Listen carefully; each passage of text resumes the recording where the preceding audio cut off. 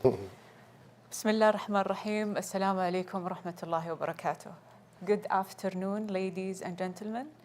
If you allow me, I would really like to start our session with a very warm welcome to our panelists to Saudi Arabia, especially Princess Eugenie. This is her first visit to Saudi.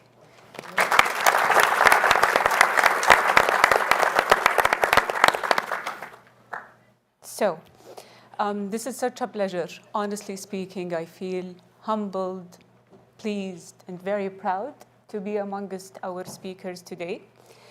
This is Ala Al-Mujhid. I am the Chief Officer of Knowledge and Research at the Riyadh Center for Research and Studies, a center that is focused on culture, soft power, and cultural bridging between Saudi and the world. Without further ado, I think you're very excited to hear from our speakers. So shall I begin with introducing them to you? We'll start with Her Royal Highness Princess Rima bint Bandar, one of our most inspiring women leaders in Saudi. She's our ambassador to the US.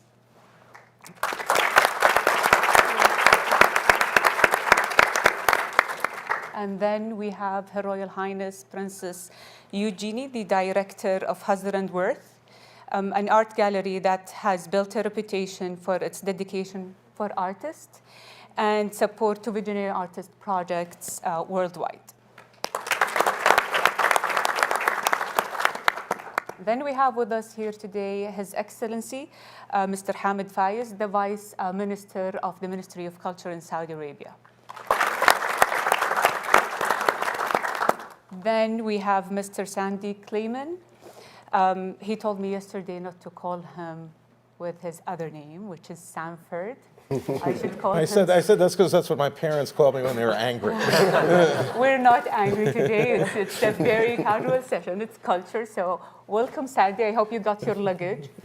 I've heard that you've uplifted the Saudi economy doing some shopping yesterday. It was a very robust walk through the mall. So, Mr. Sandy is the president of Entertainment Media Venture, a media investment and strategic advisory house, as well as motion picture and television production. Last but not least, you have me here, Ala, and then we have Ala Youssef, the co-founder, the CEO, and chairman of Telfaz 11, a creative media studio from Saudi Arabia, specialized in local relevant entertainment content, so from Saudi Arabia to the world. Thank you so much. Today's session is about culture. What a vibrant topic. Before I forget, I would also like to welcome our online audience to this session. If they want to share their thoughts, they should use the hashtag specialmeeting24, and you're more than welcome to share the same hashtag as well. So how is culture reshaping diplomacy? We know the role of arts and culture. It has been proven to be important tools in helping achieve solutions worldwide and to build bridges between different nations, different people, and bring people together. How can culture lead the way in catalyzing cross-border, human-to-human connections in a fragmented world? We're going to discuss different topics in today's session. And if you allow me, we'd like to start with Princess Rima here. Your Highness, how can Saudi Arabia utilize its cultural heritage sites and different festivals that we have today to enhance cultural diplomacy and strengthen global engagement, specifically in the context of your diplomatic role? First of all, thank you for joining us today, and thank you for your question. So when I think of culture, it's actually the ambassador of a nation, more than the individuals that either work at a foreign ministry or work in other ministries, because we represent the party line. Mm-hmm. We represent the national view. We represent the vision of the country. But the cultural heritage is the people, mm-hmm. and that's your wealth.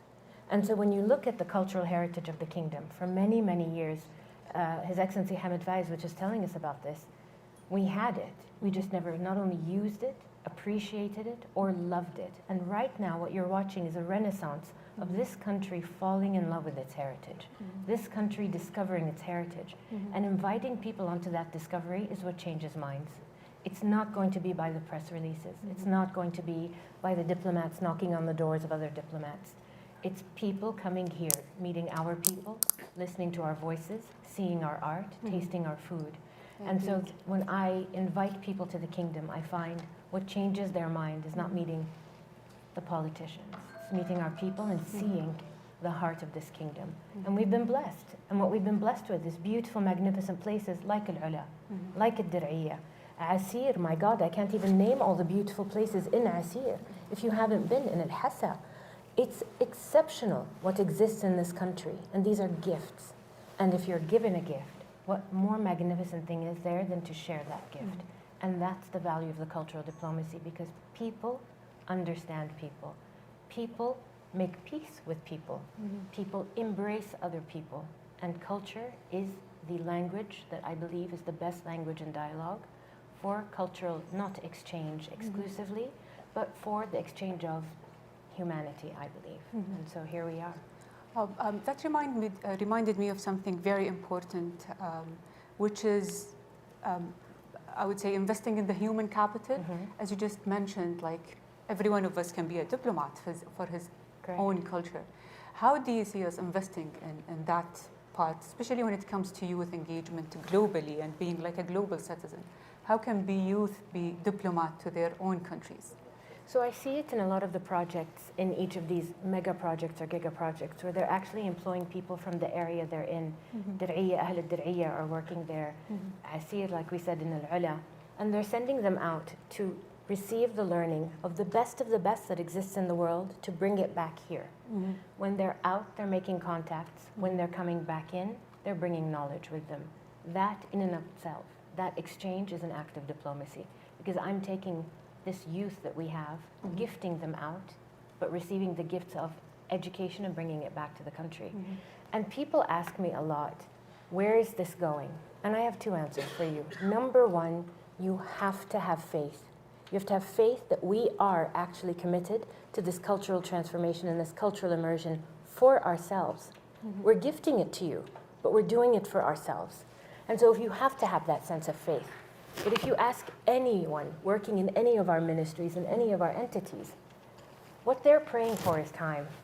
And the time that they need is the time for our young people to learn the industries, to be exposed to the industries, to be engaged with their colleagues at a global level so they can bring back the global expertise. We only know what we know. We don't know what we don't. And there's no shame in that. This is all new. Everything is new. That's why it's excited. And the energy that I feel, that I hear, when I speak to people who have come to visit us, they say, Rima, the energy of your people. Well, that's the energy of excitement. It's the energy of opportunity. We could draft any law you want. If it doesn't translate into an opportunity, it doesn't make sense and it's irrelevant. So the opportunity for our young people and that enthusiasm, that's the language that seems to be transmitting. And it makes me proud and it makes me happy and it makes my job easier, because I only have words. But the beauty of this country, the beauty of the people, that's the magic. Thank you, Your Highness.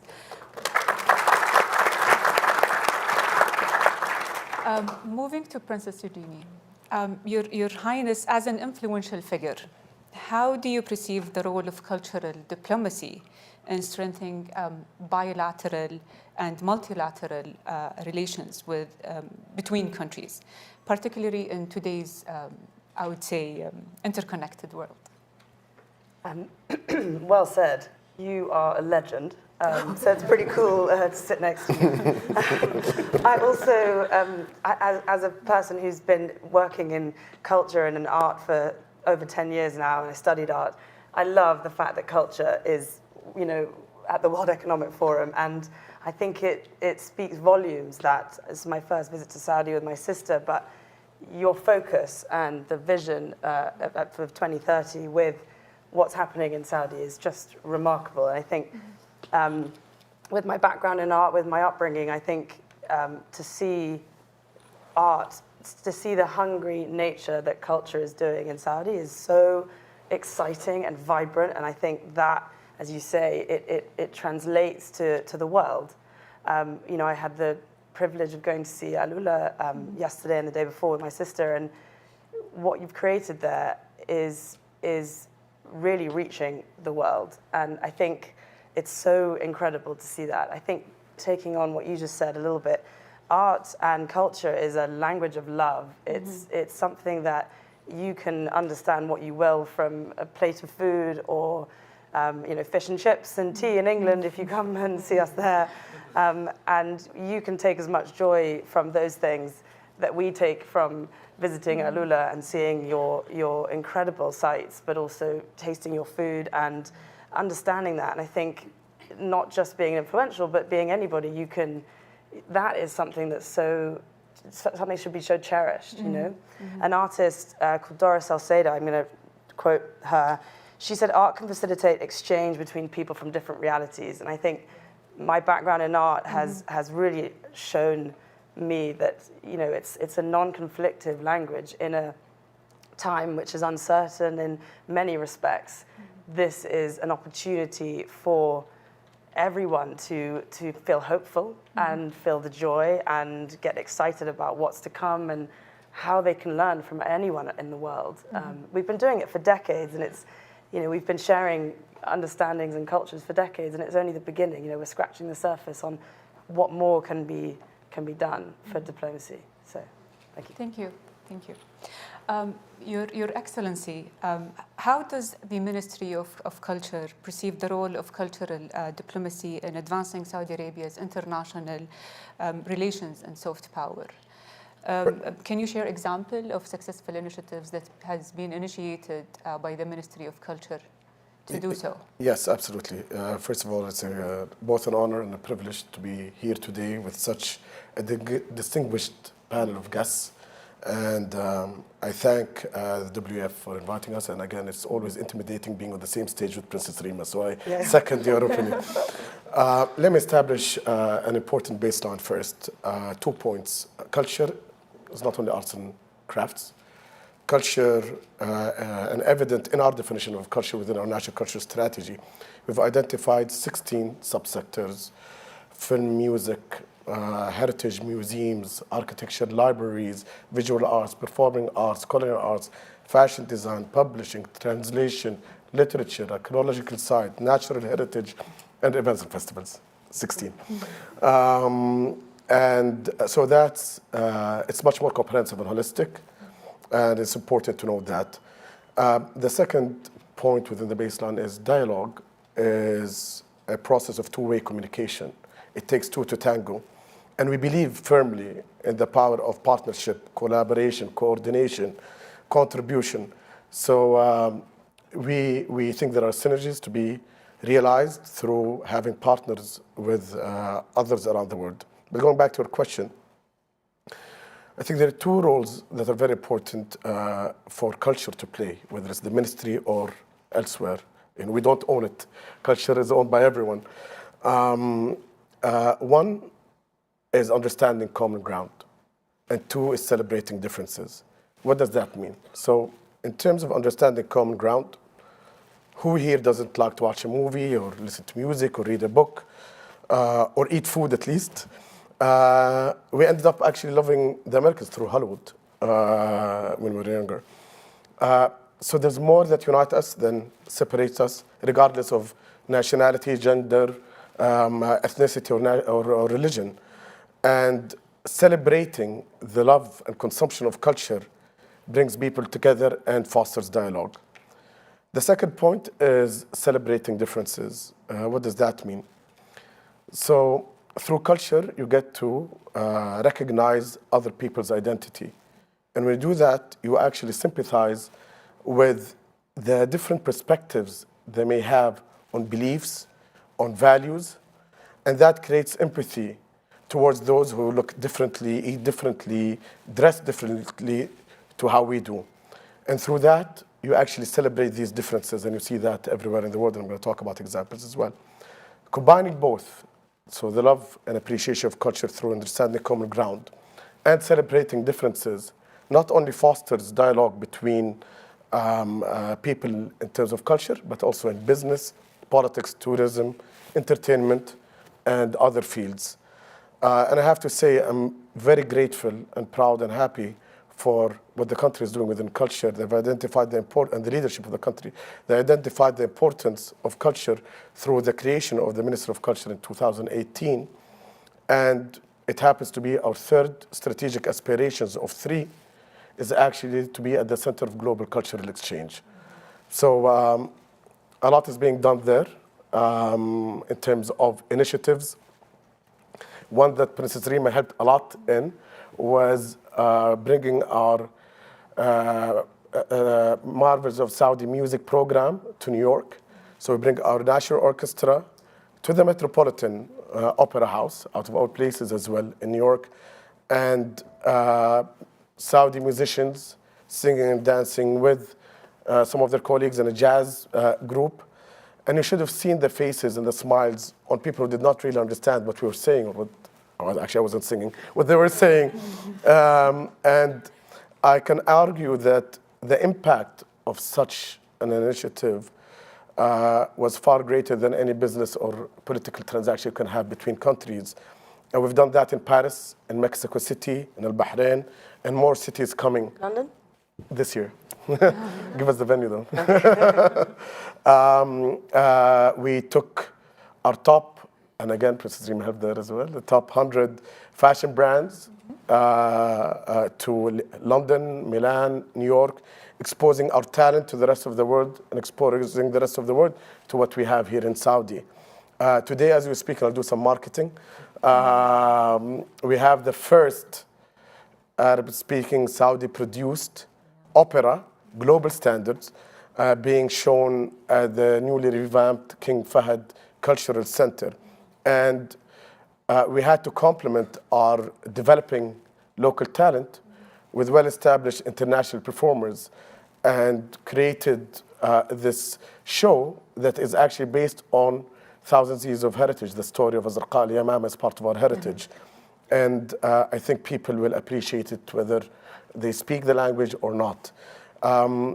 Many more examples. This year we celebrated the Year of Camel by participating in a camel parade in Paris, which caught attention but delivered the message that our heritage can be exported, at least for people to be aware of. And we hosted this past year the World Heritage Committee, the Al-Ula Cultural Summit. We participated in the most expensive horse racing competition, the Saudi Cup, with massive cultural activations. And we truly believe through, and plus we actually launched our first cultural center in Venice last year, with 24 more to come around the world, just to share the best of what our culture has to offer. I think through that, again, I don't want to call it import and export, I want to sharing what and who we are about with the rest of the world, and vice versa will help us achieve a greater goal of common global understanding. Thank you. So these are just some of the ideas, some of the initiatives. By the way, speaking of one of the initiatives, which is like a 100 brand, I remember purchasing this outfit, and then I got a message that we are part of a 100 brand, which is empowered by the Ministry of Culture. So it reaches people, it's from people to people. Thank you for such amazing initiatives. Thank you. We'll go to you, Mr. Sandy. So from where you stand with your experience in the media and entertainment sector, reflecting on that experience, what does the role of entertainment media play in shaping cultural perception, especially in your region? Firstly, I'm unworthy to be on this panel, so I want to thank the World Economic Forum, the Ministry of Economy and Planning, and the Ministry of Culture for allowing me to be here. When I started, firstly, the most important thing that you take away from today is that you are all cultural ambassadors. When you leave here, you are going to touch people in ways, and everything that you believe, you feel, and we talk about the sort of grand scale of events the most important event is a one-to-one connection that sends the message and the warmth, the culture, the vision. So when I started in Hollywood, it was an export business, and the world looked at Hollywood, and they were movies that came here. Today, it's an entirely different world. Firstly, we're on a global platform. 80% of Netflix's production is outside the United States. We are watching Korean dramas. When I grew up, if you had a subtitled film, it would show in one theater in New York. On a good day, it might show in a theater in LA, and it was done. Today, we are watching things in languages from everywhere as if it were a natural thing. And that is first thing that brings cultures together. The thing that I would emphasize you think about is that audiences have become communities. And because we are on these interactive platforms and because we communicate in different ways, I mean, it's wonderful to talk about a water cooler. We live in a water cooler every second of the day with our ability to touch other people. And when you look at what the audience is, they are fans. And those fans are now part of communities rather than going and seeing something and then internalizing it and maybe talking about it. You're talking about it all the time. And what we need to do in this world is to get people to understand that everyone is more similar than they are different. We celebrate our cultural differences, but our families, what we want for our children, these are really all the same things. So 25 years ago, I was invited to the Dubai International Film Festival. And I think because Abdul Hamid Jamal was nice enough to have me come, he put me on a panel, which I was no reason I should have been on. And it was, you know, the heads of distribution or exhibition for Kuwait, Egypt, the UAE. The only film they talked about was Caramel. And of the films that I have given out more copies of that film, Nadine Labaki's film, because it is for women in a Beirut beauty shop. It could be anywhere in the world. Their issues, their loves, their troubles, what is happening in their lives is universal, and yet it is uniquely Beirut. And Saudi Arabia is today, we will have locuses of excellence in creativity all over the world. Japan, Korea, the ASEAN regions, Latin America, Africa.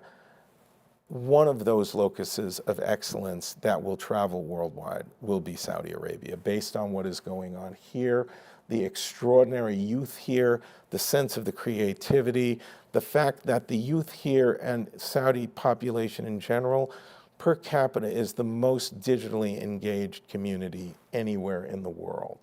We have tools coming that will turn amateur and semi-professionals into near-professional creators.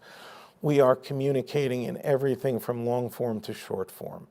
And we will have an explosion of storytelling here. The news divides us.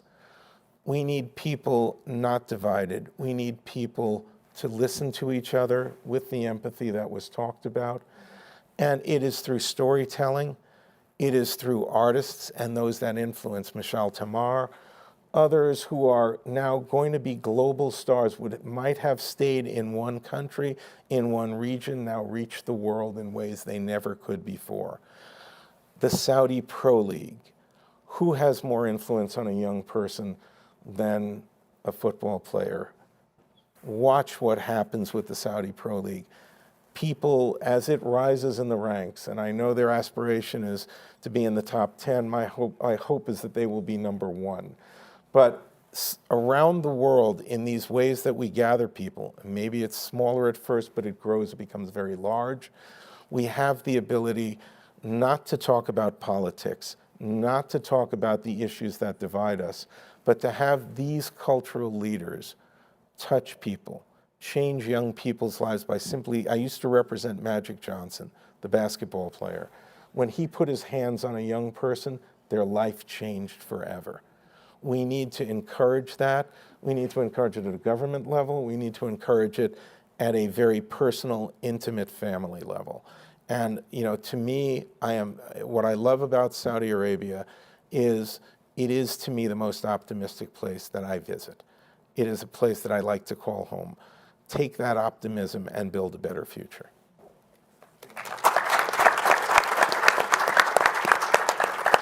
Thank you, Mr. Sandy. Mr.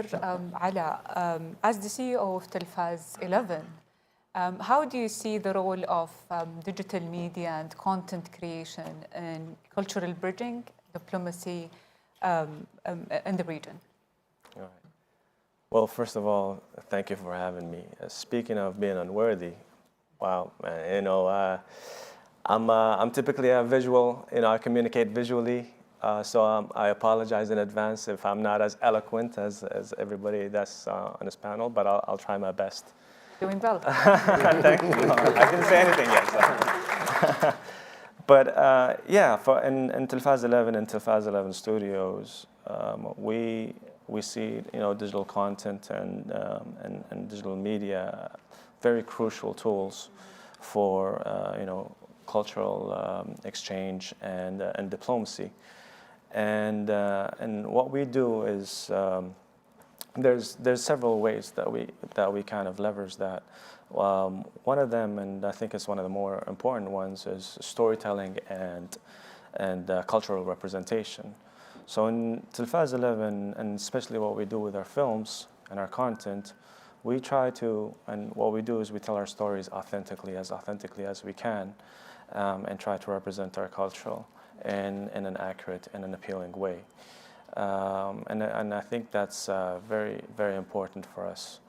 One of the main ways that we can kind of promote cultural exchange is to make sure that people can have access to our content and have tell our stories authentically, so they can have access to what are the different nuances of this culture.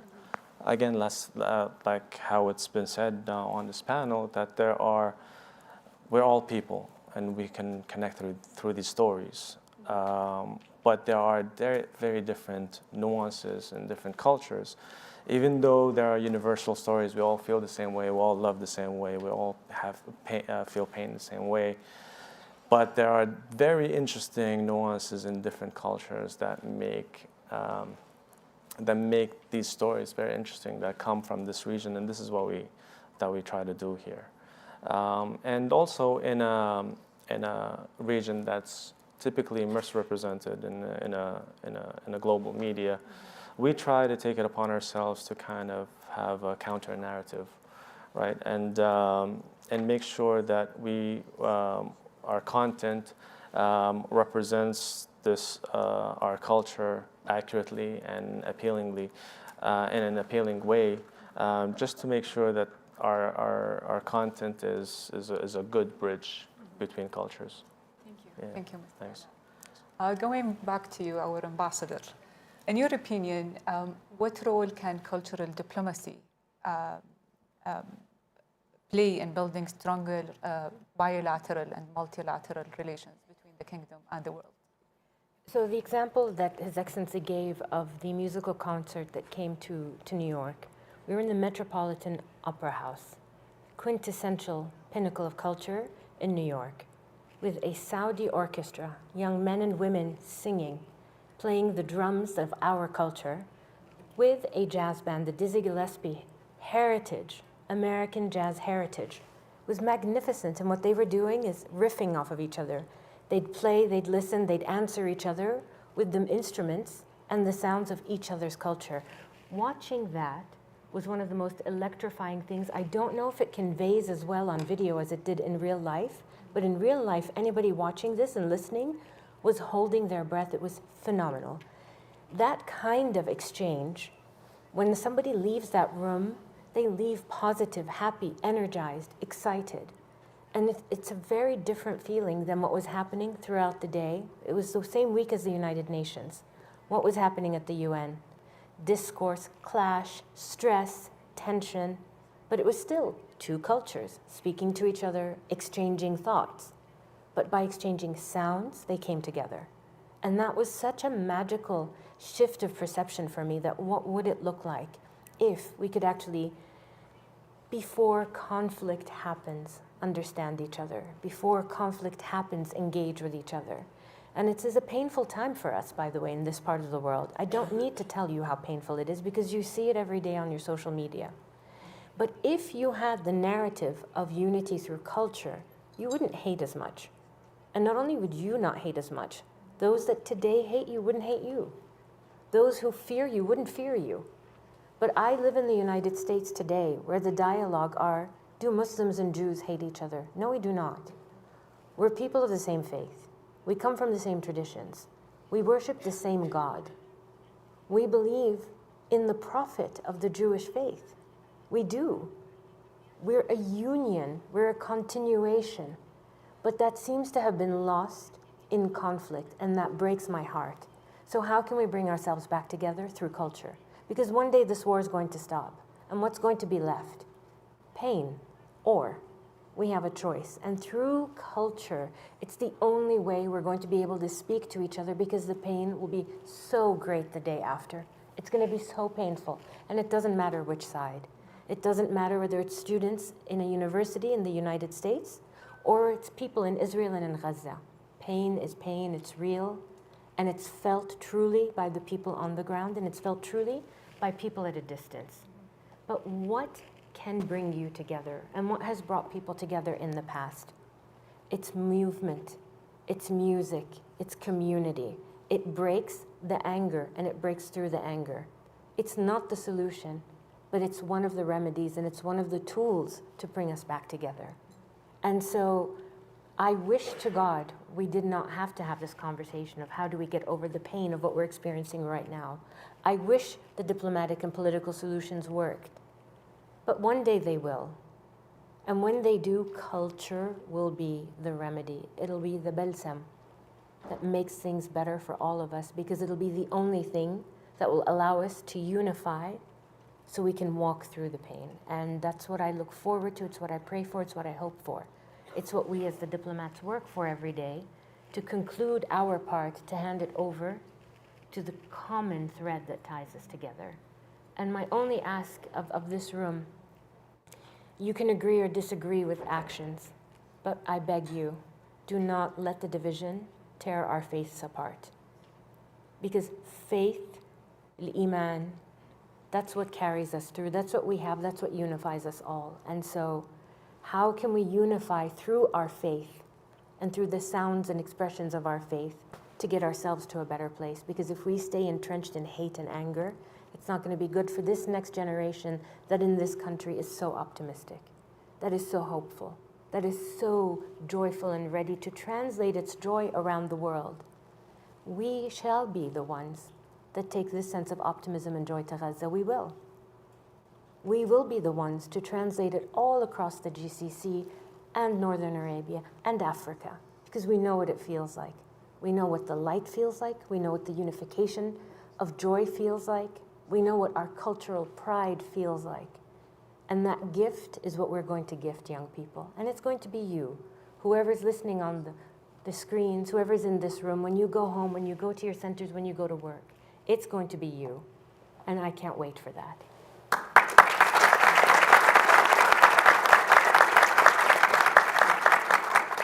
Speaking of that, Princess Eugenie, if you can share with us, from your experience, examples of cultural diplomacy, bringing people together and effectively fostered understanding and collaboration between nations and people.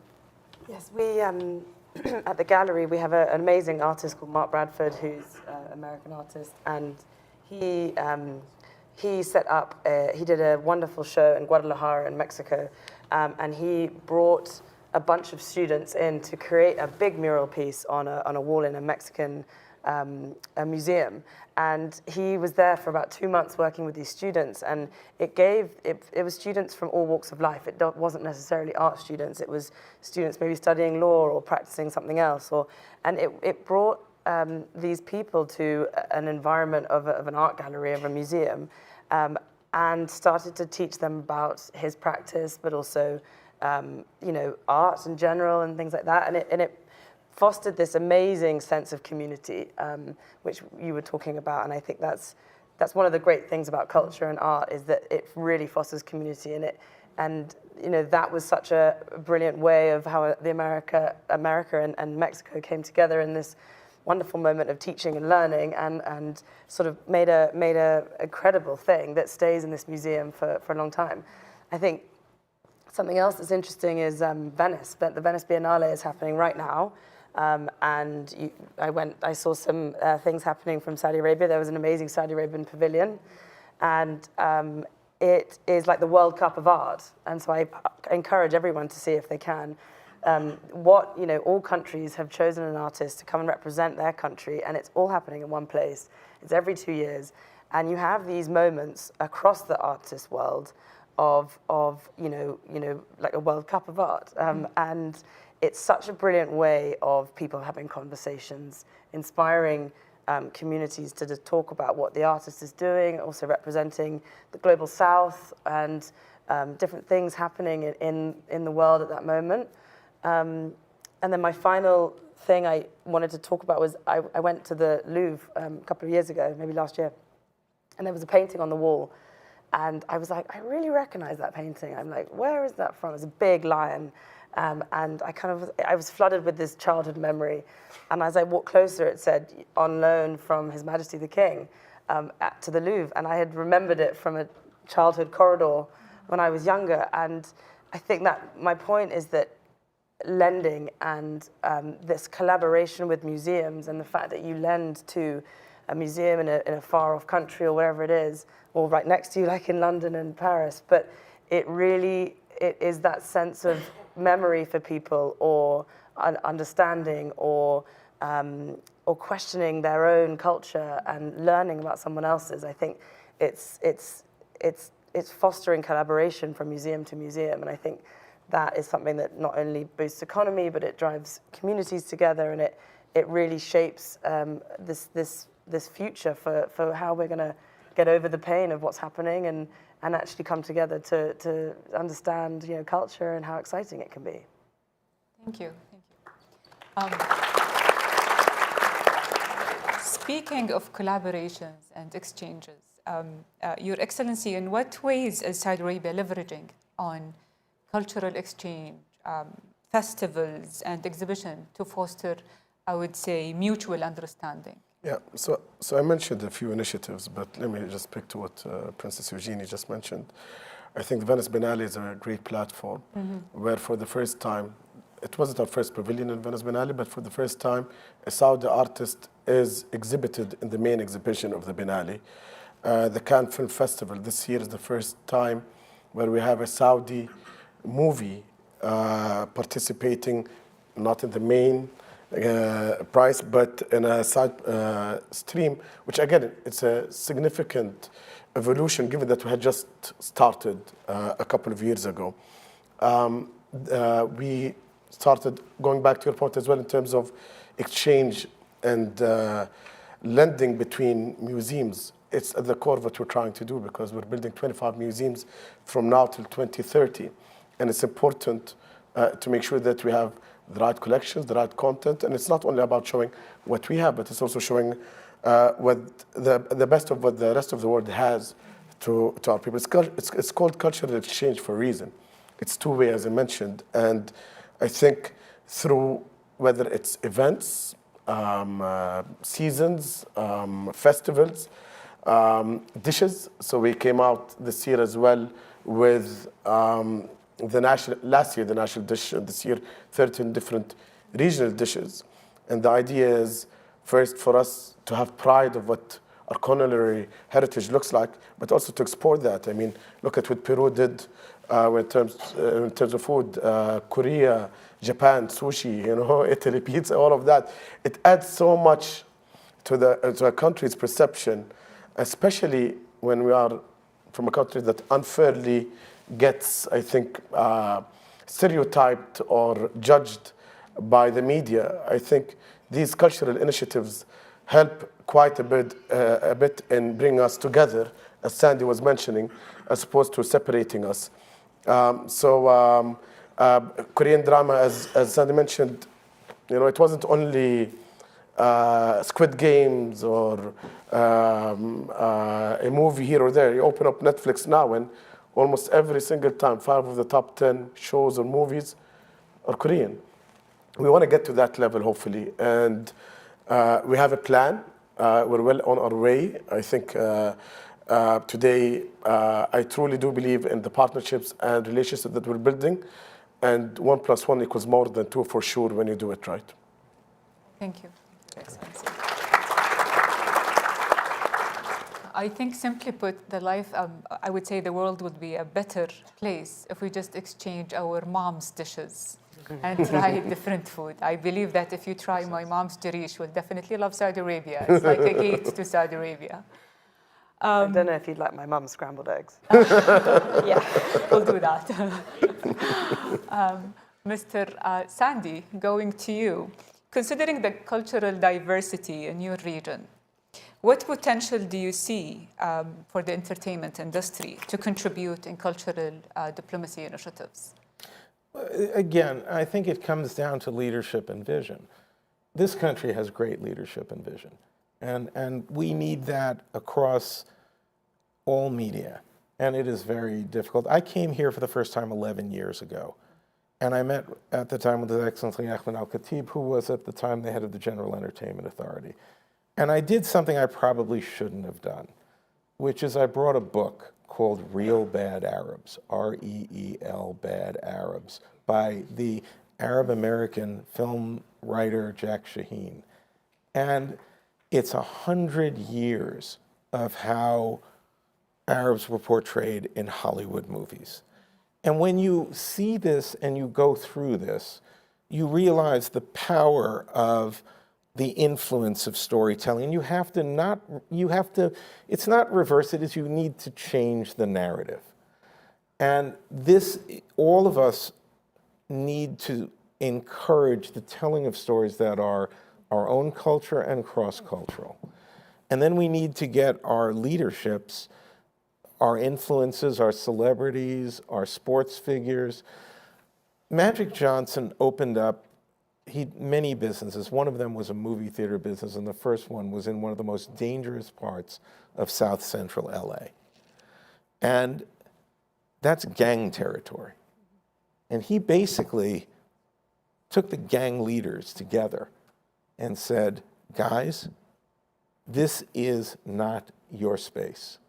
He said, this is community space and it will be safe. And consequently, it was. And it changed the nature of the community. And we need to do more of that. We also need to do something that I think has been inspired in Saudi Arabia, which is to bring esports, to make an esports World Cup. What better way to bring young people around the world? I mean, by the way, kids play against each other. They have no idea who they're playing against. They don't sit there and go, who are you? What's your politics? Where are you living? What's this? What's that? They play. And they have fun together. They compete together. And to bring that community together in this country enhances tourism, but it also is a massive export that is a model for others as to how to create an opportunity for intercultural dialogue and an embrace that people who share the same loves should all be, joined together, in this case, in Riyadh, in this event. Thank you. Mr. Ala, can you share some examples of successful cross-cultural collaborations or initiatives that you worked in at Telfaz 11? Sure. I can think of a few. I mean, I can start with our collaboration and partnership with Netflix, for example. When they first came into the region, they were looking for content creators that authentically represent the culture. And a lot of fingers pointed to us, and we eventually met and we kind of broke our first deal with them. Our first deal was on a project called, it's a series of short films called 6 Windows in the Desert.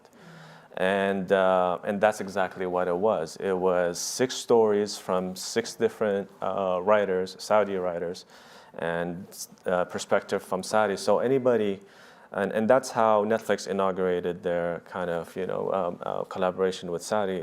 We presented to the world, like, here are 6 windows into the Saudi society. And there were different perspectives from different writers and actors and directors, which was beautiful. And from that project, I remember that call. They called me up 2 days later, and they're like, Ala, you don't even understand what's going on in the back end here. We need to talk about another deal. And from there came, another bigger deal, which is 8 Pictures, which was one of the biggest in the region. And Your Excellency, you were talking about how Korean content is dominating on Netflix, and it's constantly in the top 10. I'm proud to say that ever since our partnership with Telfaz, our projects were one of the first projects that that had Saudi content reach top 10 globally and on the platform. And ever since,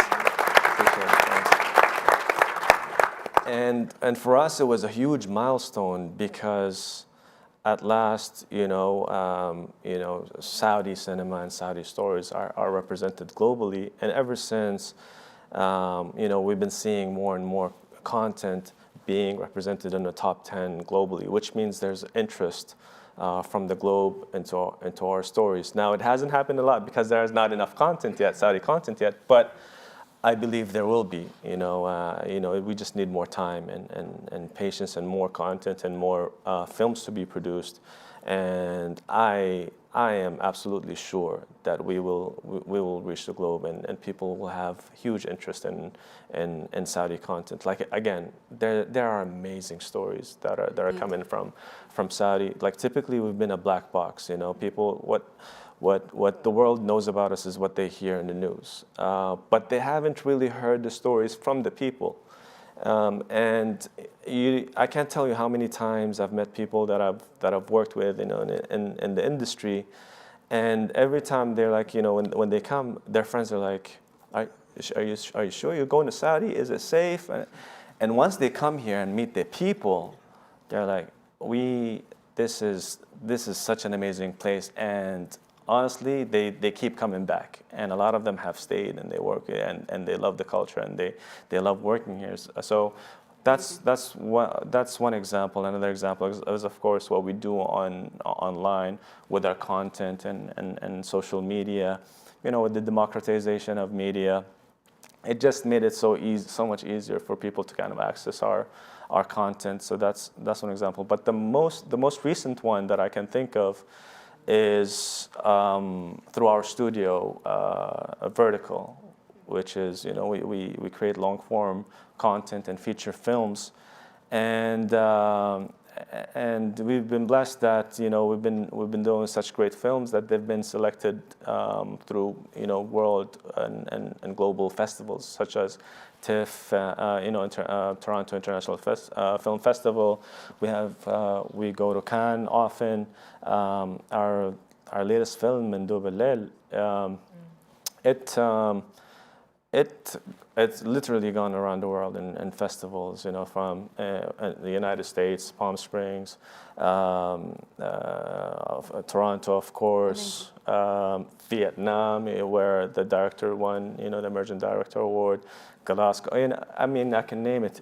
So, these are examples of like films that came from Saudi. They're authentic, but also have a universal appeal. And now, like I said earlier, there are some universal things that we can all feel, but when it comes from Saudi and it touches on specific things, our values, our culture, then it becomes really interesting. And I think in the world, a lot of people are looking at films and like, okay, we've seen it. We need something new. And I honestly believe Saudi Arabia, and we can provide something new here. And there are many different cultures that can provide, something new, which in part kind of provokes this exchange and this dialogue, which is really interesting. And then the last thing that's really interesting, and I'll tell you a specific story, is working with international talents on our films. For example, again with this film, Mandoob al-Layl, we had, of course, because we're still a nascent industry, so we don't have a lot of talents, and we always try to find emerging talents, whether they're from Saudi or from outside of Saudi. Our DOP was from Egypt. He's never been to Saudi before, and it was his first feature film. So the director and the producers asked him to come to Saudi. He's never been to Saudi before. And the film was very specific on Riyadh. So Riyadh was like an actual character. And it was a new way to represent Riyadh. And we brought this DOP. The DOP is a director of photography.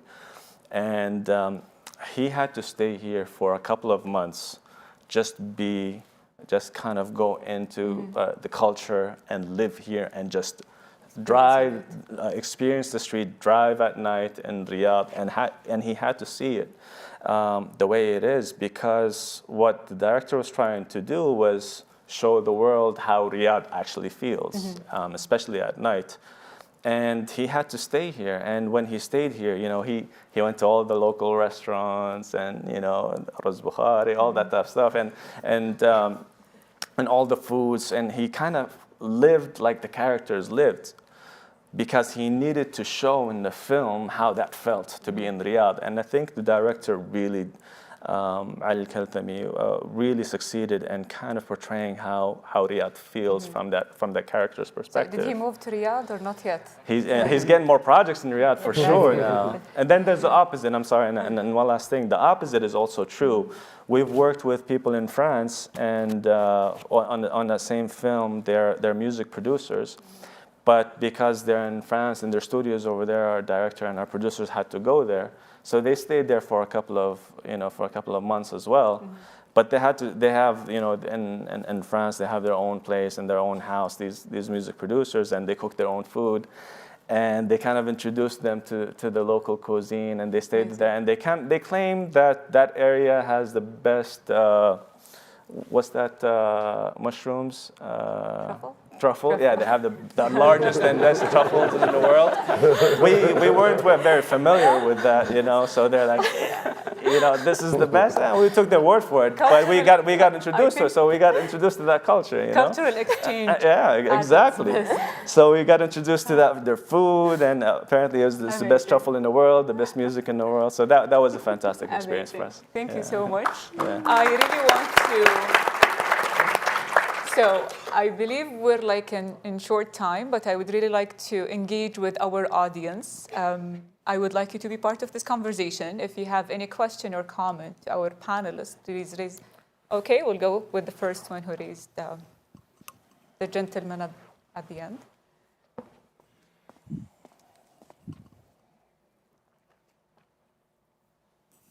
My name is Engineer Muhammad Shafiq, and I'm in Saudi Arabia since 1977, since 45 years. I have seen my daughters to prepare only breakfast for their brothers and lunch, and keep the bags and books and waiting for the school for themselves. And really, we are proud of Crown Prince Mohammed bin Salman, who bring a revolution, who brought a big change in Saudi Arabia. All credit goes to him, and I'm the witness.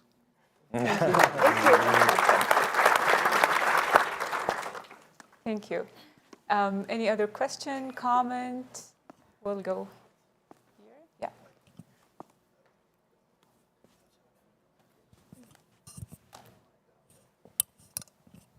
Hi, my name is Sana, and I'm a radio presenter actually for NBC. I've just moved here a few weeks ago. Welcome to Riyadh. Thank you. And I was actually wondering, it's my job as a cultural ambassador, as someone who is presenting Saudi to the world to Saudi, to be embodying the culture of this country and to make sure that it's presented correctly internationally. How is it the best way for a layman like myself to do so? I don't know. I didn't grow up here. I'm not Saudi. But I do believe this is such an incredible place to be. So what is the best way to do so? Sure. If you live in a compound, leave. I don't. If you only go to the mall, go to the parks, meet the people, listen to what they're listening to, not just the younger ones, because apparently I'm old now in this country. So all ages. Somebody the other day told me that he's obsessed with the music of the 50s and 60s from Saudi. It's fantastic. So try not to stay in the current era. To understand today's sound, go back. But also know that we weren't cut off from the world. We also love Michael Jackson. We also love George Michael. And others. So I would say get out, meet, speak, talk to the people in the restaurant table next to you. Just engage yourself. But don't be shy to bring your own spirit to it, because that's the beauty of your job. Thank you. One more question?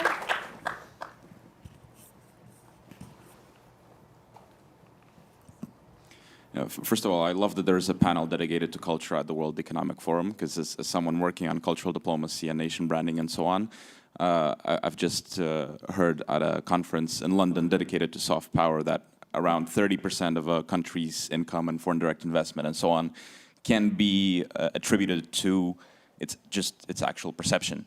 And the perception is what's built by things like film, like music, and all the things discussed here.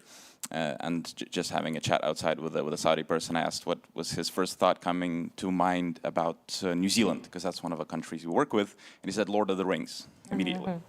And so my question to the panel, if there's been a lot of discussion about very original local content being produced, which could be something a bit more niche, and I was wondering if there's an ambition to create stories that would be these global big blockbusters or franchises or whatnot, that would be these kind of stories like, Harry Potter or that Lord of the Rings example or something like that, that would really spark someone's mind and make them feel connected to Saudi. Allow me? Yes. So, Yeah, please go ahead. yes, at a number of levels. I think, again, part of global culture exchange is sharing our stories with the rest of the world, and so what Ala and the creative community is doing here quite well. But it's also very important to connect with the rest of the world. And I think this can be done two ways. Other than niche, and understand that, there are stories that can be told that can have universal appeal and people can relate to a lot.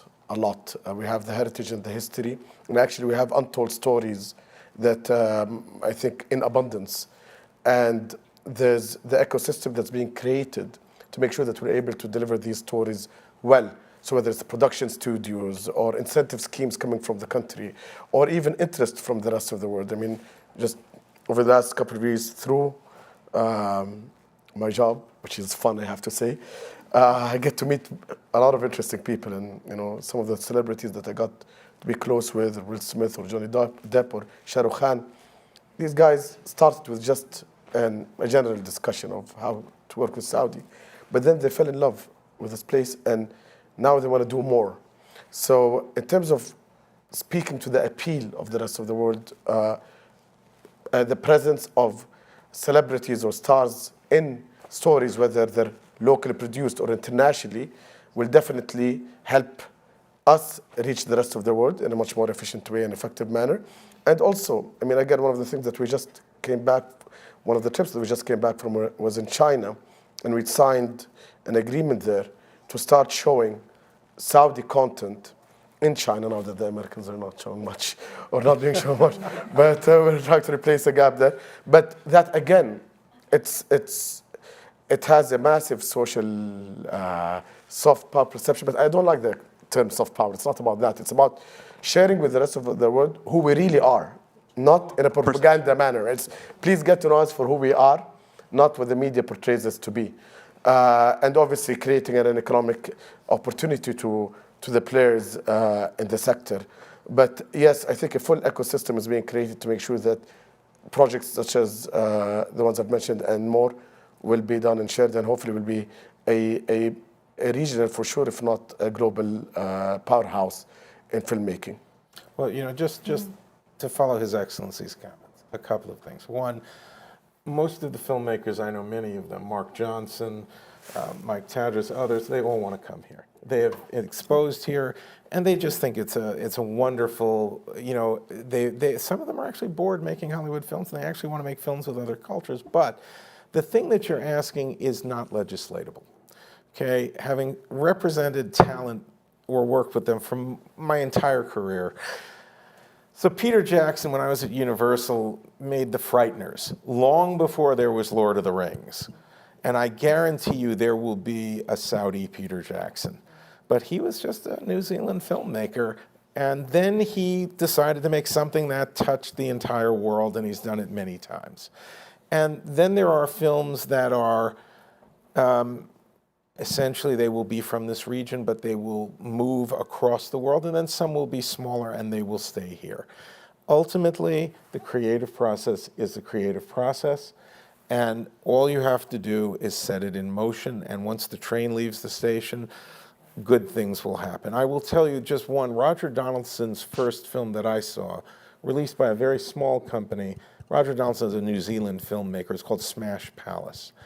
In that film, a father kidnaps his daughter and takes her into the wilderness. At the end of the film, they arrest him, and as someone said to me, he'll probably go to jail for 6 months. And I said, well, in the US, that would never happen. And they said, well, in New Zealand, we do things differently. And I think that the goal is to be global, to be local, and to celebrate both. Thank you. With that being said, I'm so sorry. I know there is lots of questions and comments. Please make the conversation live, talk to each other, and we can do this offline. Hope you enjoyed our conversation. Hope this panel inspired you, whether with big or small ideas, to do more cultural bridging initiatives. We also hope that every one of us should look beyond the borders of his country to understand each other better. Understand your neighbors. In the end, just like each other, we have the same problems, the same questions, and hopefully one day, more solutions to challenges. Thank you so much on behalf of the Ministry of Economy and Planning and the World Economic Forum. Thank you all for being here to participate in this panel. Thank you, our wonderful speakers. It has been amazing talking to you, pleasured, humbled, and very proud to be part of it. Let's give a huge round of applause to our amazing speakers. Hope you have a wonderful day ahead. Thank you so much.